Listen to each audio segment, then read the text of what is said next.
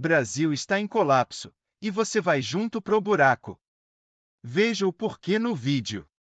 A decisão do Copom saiu e na prática o que a gente viu foi a confirmação de algo que o mercado já vinha sinalizando. Se você olhasse para o boletim Focus, que reflete a opinião dos principais economistas do país, a aposta era de manutenção da Selic. Por outro lado, quem coloca dinheiro de verdade na mesa, os investidores que operam os contratos de juros futuros, já viam precificando uma alta de 0,25 pontos percentuais. No final, só um deles estava certo. No caso, os investidores, porque a taxa Selic subiu para o novo patamar de 15%. Mas o interessante é ver que existiu uma divergência. Agora, tem uma coisa que parece que todo mundo concorda, é que a Selic não deve cair tão cedo. E o motivo é simples, o papel do Banco Central é proteger o poder de compra da nossa moeda e garantir que a inflação fique sob controle. E para isso, o principal instrumento que ele tem nas mãos é justamente a taxa Selic. Sempre que a inflação ameaça sair do controle, o Banco Central precisa agir. E a maneira de fazer isso é deixando o crédito mais caro, reduzindo o consumo e, por consequência, aliviando a pressão sobre os preços. Pode parecer duro, e de fato é, mas historicamente, quando o Banco Central demora mais para agir, o custo para correr atrás da inflação costuma ser muito maior. A inflação corrói salários, tira o poder de compra das famílias, gera incerteza para investimentos e planejamento das empresas e penaliza principalmente aqueles que têm menos. E para você ter uma ideia da gravidade do cenário atual, a Selic agora está no maior patamar desde 2006. Aliás, se a gente volta um pouco mais no tempo, lá em 2005 o Brasil também enfrentava uma inflação alta. Naquele ano o IPCA fechou em 5,69, muito próximo dos atuais 5,32 acumulados nos últimos 12 meses. Só que há uma diferença importante. Lá em 2005,